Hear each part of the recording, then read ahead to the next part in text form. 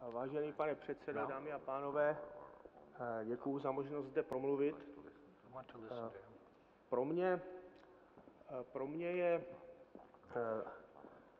celkem velké překvapení, jak tady v poslední době v České republice proběhla takzvaná malá důchodová reforma. Já se zaměřím na to slovo malá a jak teďka tato vláda prezentuje takzvanou velkou důchodovou reformu, jaký je mediální obraz, jaké je chápání a jestli bychom neměli ty slova malá a velká zaměnit. Protože před 2 lety ta malá důchodová reforma způsobila obrovské změny v chápání, a to jsou generační změny, a neproběhla k tomu žádná velká negativní kampaň. Budeme chodit do důchodu v 67 letech a 4 měsících, budeme chodit do důchodu ženy stejně jako muži a nebude záležet na tom, kolik dětí ženy vychovaly. A toto všechno už dneska máme. A teďka přichází tato vláda s takzvanou velkou důchodovou reformou, zavádí druhý pilíř, reformuje třetí pilíř, zavádí předdůchody, navíc je ten druhý pilíř dobrovolný a existuje spousta kritiky. Tak já se pokusím během té své přednášky na tu kritiku odpovědět a pokusím se vám dát trochu pozitivní náhled na ty připravované změny. A nebudu ani moc promítat. Mám sice nějakou sérii obrázků, ale myslím si, že si vystačím s jedním, a to je tady tento obrázek. A zaměřte se prosím jenom na ty šedé sloupečky. A budu zkoušet navazovat také na to, co tady padlo v předchozí přednášce a i v těch dotazech. Tady česká vláda provozuje, Česká republika dlouhodobě provozuje systém pay as you go bez individuálních účtů, v rámci kterého dochází k tomu mezigeneračnímu transferu. Já to řeknu tak, jak se bavím třeba se svými rodiči nebo s generací svých rodičů. O vaše důchody nemějte strach, na vaše důchody vy sedmdesátníci, na vaše důchody vždycky bude. Na moje důchody nebude. Mně brzy bude 50 a až já půjdu do důchodu, tak já budu muset vystačit s důchodem 6,5 tisíce korun. To je, myslím, celkem negativní reklama, kterou si mohu dovolit, ale k tomu průběžnému účtu, takzvanému důchodovému účtu. Není to žádný účet ve smyslu účetnictví. Není to účet, na kterém by byly příjmy a výdaje a hlavně zůstatky, pokud možno také převoditelné zůstatky. A není tam ani jeden výnos z privatizace. Žádná minulá vláda ten účet nenastavila tak, aby na něho plynuly výnosy z privatizace. To je pouze účetní konstrukce uvnitř sestavování státního rozpočtu, která se dělá tak, aby to vyšlo. A když se podíváte na vývoj toho důchodového účtu, tak vidíte, je to prosím ta levá osa. Ty hodnoty šedých sloupečků jsou ukazovány na levé ose, jsou v miliardách korun. A posledních 4 roky to nevychází. A nebude to vycházet dlouhodobě. A ten důvod je velmi jednoduchý, protože se rodí málo dětí. A tak vláda dělá spoustu pokusů, jak tento deficit snížit. Jeden z pokusů jsem krátkosti komentoval před chvílí. To je pokus založený na zvýšení odchodu do důchodu právě na těch 67 let a 4 měsíce. To nastane v roce 2041. Není tam navíc horní strop, to znamená, že věk odchodu do důchodu se může ještě více prodlužovat. Další z pokusů, který může vláda učinit, aby to vyšlo, je, že zvýšíme daně nebo snížíme důchody. O tom jsem taky mluvil. Až půjdu já do důchodu, tak budu mít 6,5 tisíce důchodu. Nebo můžeme zkusit do země přilákat třeba z Ukrajiny, třeba z Vietnamu mladé rodiny, které tady budou mít více dětí, než se rodí v České republice. Akorát, že pro náš český 10milionový národ bychom takovýchto mladých rodin z Ukrajiny a z Vietnamu potřebovali tak asi 2 miliony. Já mám ještě jeden návod nebo jeden pokus. Mě k tomu celkem inspirovalo vystoupení profesora Palmera, i tady přítomnost paní Bettiny Cahill. Všechny protestantské země jsou na tom se svými důchody dobře. Jestli to nebude něco v té protestantské nátuře, tak to je další pokus, který bychom mohli učinit tady. Ale když všechny pokusy selžou, a to znáte každý, kdo jste něco zkoušeli, tak když všechny pokusy selžou, tak je čas přečíst si návod. A ten návod, já zkusím teďka říct, jaký návod má tato vláda. Návod, který spočívá v zavedení druhého pilíře, v transformaci třetího pilíře. Ten návod je založen na vyzkoušených mechanismech známých z průmyslu podílových fondů. To znamená plně příspěvkový systém s individuálními účty, s velmi přísně regulovanými poplatky za správu finančního majetku, s velmi silnými bariérami vstupu do odvětví a také systém, který byl konstruován na základě i mezinárodního srovnání a poučení z vývojů v některých zemích, které systémy v poslední době zaváděly nebo měnily. Tak vstup do odvětví pro účastníky je dobrovolný. Vlivem politické dohody ta dobrovolnost je udělaná opačně než ve Velké Británii. Ve Velké Británii, a to si troufám říct, je liberální stát, je druhý pilíř založen na systému automatického zápisu, nebo anglicky tomu se říká automatic enrollment, a to spočívá v tom, že když neuděláš nic, tak seš členem systému. Pouze když nechceš být členem systému, tak musíš někam dojít a odhlásit se. U nás to máme konstruováno naopak. Když neuděláš nic, tak nejseš členem systému a pouze když chceš být členem systému, musíš někam dojít a přihlásit se. Já si osobně myslím, že to je chyba, ale je to výsledek nějakého politického rozhodnutí z nedávné minulosti.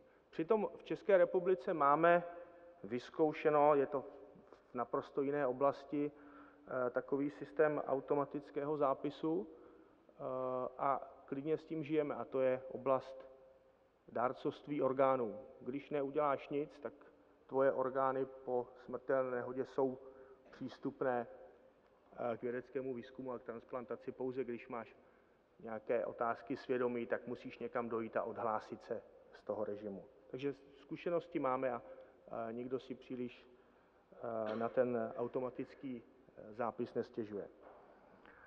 Tak teď k tomu návodu, jak je v druhém a třetím pilíři zajištěna bezpečnost, protože často slyším, to se zase rozkrade. To slyším často a taková anonymní poznámka mě celkem irituje, protože tady přece 20 let fungují podílové fondy, 18 let tady fungují fondy ve třetím pilíři, které navíc teďka se dosáhnou toho podrozvahového zacházení a slovo to se zase rozkrade mě vede k tomu, abych se zmínil o těch úrovních ochrany, jak prostředky budou chráněny. Tak za první budou chráněny podrozvahově. Nebudou v bilanci penzijního fondu. Penzijní fond bude fungovat jako správcovská společnost. Budou mimo bilanci penzijního fondu. To znamená, že penzijní fond na ně nesáhne. Nemůže je smíchat se svými aktivy nebo s aktivy jiných fondů. Může akorát obhospodařovat. A k tomu je velmi přísný návod. Kromě té podrozvahové ochrany samozřejmě všichni provozovatelé jsou pod přísnou regulací a dohledem České národní banky. Ta si myslím, že má celkem úspěšnou historii dohledu a viděli jsme mnohokrát, že umí včas zasáhnout. Za třetí samozřejmě funguje ochrana, kontrola skrze auditora, funguje kontrola skrze banku depozitáře, no a za poslední zcela jistě také funguje reputace. Všichni, kteří mají teďka licenci, tak jsou reputabilní finanční společnosti, většinou banky nebo někdy také pojišťovny, které tady podnikají a budou chtít podnikat další roky a mě celkem překvapuje, když slyším, to se zase rozkrade, jako kdybychom se na jednu stranu nebáli těm bankám a pojišťovnám svoje peníze svěřit do bilance a teďka se bojíme jim je svěřit do podrozvahy. Tak tomu trošku nerozumím a myslím si, že to stačí jenom vysvětlit. Tak teďka k těm poplatkům. To je také úvaha, která tady proběhla v těch předchozích komentářích a v otázkách. Tak poplatky regulujeme velmi přísně a já jsem přesvědčen, že zrovna tady je prostor ke státnímu zásahu. Ministerstvo financí obecně nechce příliš regulovat většinu poplatků ve finančním trhu, typicky bankovní poplatky nebo ceny povinného ručení. To jsou věci, které jsou symetricky dostupné, každý si je umí srovnat. Tyto poplatky za správu majetku v penzijních fondech regulujeme přísně a já teda samozřejmě velmi oceňuji ten příklad z TIA CREF, který říká, že poplatky za správu jsou na úrovni 15 basis points, tak TIA CREF je fond, který je tak 100krát větší než všechny české penzijní fondy dohromady, tak až tam budeme velikostí, tak si myslím, že i tady ty poplatky klesnou, ale například u toho nejkonzervativnějšího fondu státních dluhopisů, který mají v druhém pilíři všichni povinně v nabídce, tak tam jsou poplatky 30 basis points z objemu. A podotýkám, že to je konečný poplatek za správu. S tím penzijní společnost, co vybere, tak s tím musí zaplatit všechny svoje náklady. To znamená, není tam žádný další poplatek za například vedení depozitáře, není tam žádný další poplatek za placení auditora, tak jak je to v průmyslu podílových fondů. To znamená, že můžeme říct s plným vědomím, že tento poplatek 0,30% za fond státních dluhopisů je něco jako total expense ratio u podílových fondů. Kromě toho celkem silně regulujeme marketingové náklady a náklady na distribuci, až tak, že jsme slyšeli od průmyslu zprostředkovatelů, že distribuční náklady jsou tak nízké, že se nám přece nevyplatí za tak málo to dělat. To je, myslím, ukázka toho, že jsme odhadli ten stropovaný náklad na distribuci dobře. Pokud část distribučního průmyslu říká, že to je tak málo, že se nám za to nevyplatí tu reformu nabízet a prodávat, tak je to asi správně. Často také slyšíme, jak je to s garancemi. Tak já si dovolím tady s garancemi vložených prostředků nebo s garancemi výnosu. Tak tady musíme srovnávat srovnatelné, protože garance z prvního pilíře je založena na důvěře v budoucí vládu, že bude vyplácet budoucím důchodcům důchody. A jaký je rozdíl mezi fondem státních dluhopisů ve druhém pilíři, který přece obsahuje státní dluhopisy, tam je taky nějaká garance, a garancí, že budoucí vláda bude vyplácet důchody. Řeknete si možná, že garance jako garance. Garance z prvního pilíře vláda slibuje budoucím důchodcům, že jim bude vyplácet důchody. Garance v druhém pilíři vláda slibuje majitelům státních dluhopisů, že jim bude vyplácet kupony a jistinu. Tak to je závazek vlády jako závazek vlády. No není. Ne tak úplně. Protože postavení budoucích důchodců při případném vyjednávání s budoucí vládou je slabší než postavení budoucích institucionálních investorů při vyjednávání s tou stejnou vládou. Tak, teď ještě padl tady komentář o OECD. Je to přece jenom klub nejbohatších zemí a jsme rádi, že tam patříme. A ty statistiky OECD jsou transparentní, jsou důvěryhodné a já si dovolím ocitovat ze dvou.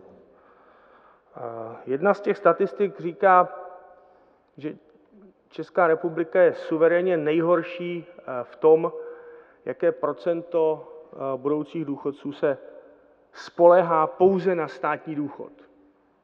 Víc než 90%, víc než 95%. Prostě spoříme si málo. V tomhle tom jsme suverénně nejhorší. A ještě navíc v kombinaci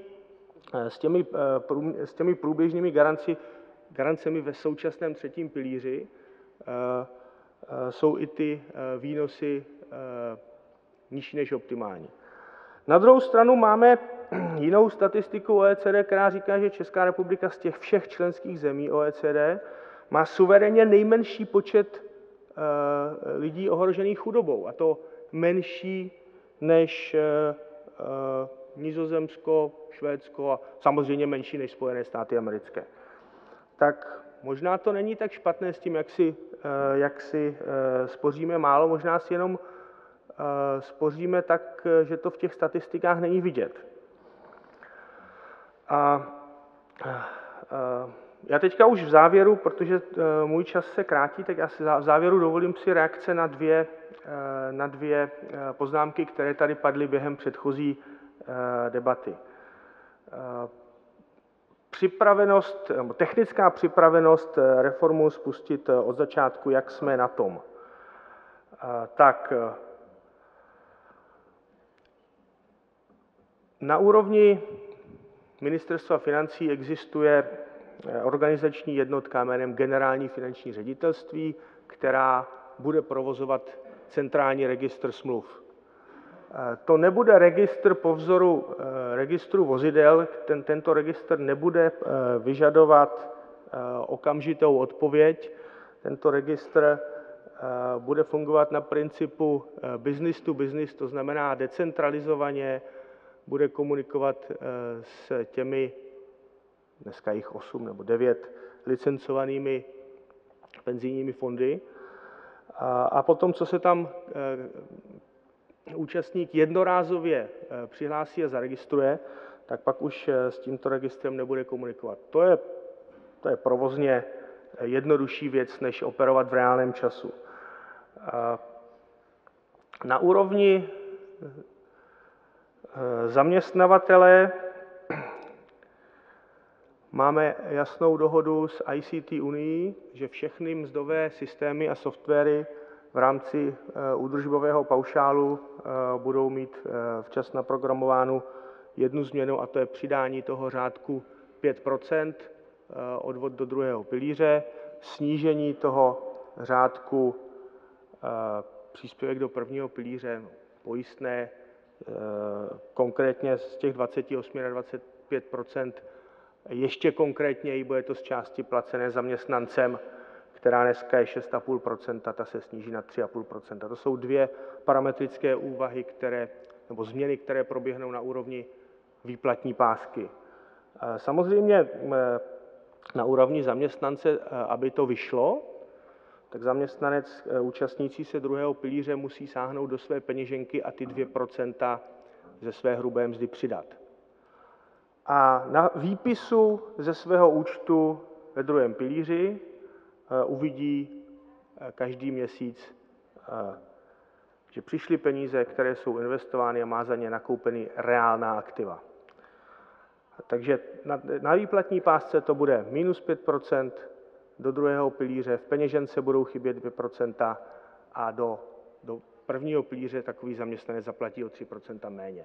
Kolik to je za 3% méně? 3 milionů účastníků, 10 miliard korun ročně. Ten výpočet je relativně snadný.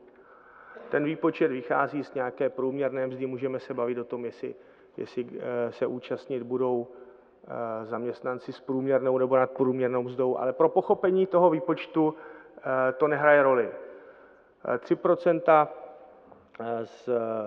z průměrné mzdy, počítám 25 000, aby se to dobře počítalo, není to daleko od pravdy. 3% měsíčně 750 za rok je to 9 000, 3 miliony účastníků je to 9 miliard, řekněme 10 miliard. Při 2 milionech účastníků je to 20 miliard, ale 2 miliony účastníků je optimistické číslo. V horizontu 10 let, v těch nejoptimističtějších předpovědích, které používá Ministerstvo práce, by to tam mohlo být. Ale já jsem realista, tak já počítám s hodnotou 1 milion účastníků, takže 10 miliardový výpadek v daňových příjmech, konkrétně v průběžném systému. No jo, a tady máme na tom posledním obrázku už 45 miliard a lepší to nebude. A teď k tomu přidáváme ještě 10 miliard. No tak vemte to prosím jako mezigenerační půjčku, protože ob jednu generaci ten první pilíř bude samozřejmě účastníkům opt-outu vyplácet menší důchody. To musíme být korektní, ale oni přece budou mít další zdroj a budou mít přece ty svoje úspory ve druhém pilíři. A nebudou trpět tím rizikem, že budoucí vláda jim důchody sníží. Poslední poznámka, musím reagovat na to, co komentoval pan profesor Palmer. Není to tak jednoduché říkat a není to tak snadné říkat, že financujeme tuto důchodovou reformu zvýšením DPH. Každá vláda přece hospodaří s principem univerzality daní, jinak bychom tady měli další a další rozhlasové a televizní poplatky. A univerzita daní se dá taky vysvětlit jednoduše, že ty peníze nemají mašličku, nebo že neprovozujeme přece obálkové hospodářství. Můžeme říct, že tento transformační náklad 10 miliardový financujeme ze zvýšení některých daní, nebo taky můžeme říct, že ho budeme financovat snížením některých výdajů. To je přece národohospodářsky jedno, ale je příliš zjednodušující říkat, že to je právě tato změna, která si vynutila zvýšení DPH. To tak jednoduché není. A pořád to neodpovídá na tu otázku, jak financujeme tamhle těch 45 miliard. Co si myslíte, jak financujeme těchto 45 miliard?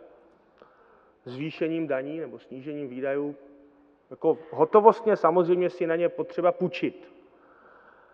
Ale pokud bychom chtěli provozovat jako v některých zemích ten průběžný systém jako vyrovnaný, a teďka to uvedu do souvislosti, 45 miliard je deficit důchodového účtu a Na důchodech se ročně vyplácí 500 miliard, tak to je 9%. Tak pokud by ten systém měl být provozován jako vyrovnaný, no tak bychom měli asi snížit důchody z prvního pilíře o 9%. Takže to je ode mě spíše popis konstrukce a provozu důchodové reformy, tak jak je připravena ke startu od 1. ledna příštího roku. Děkuji.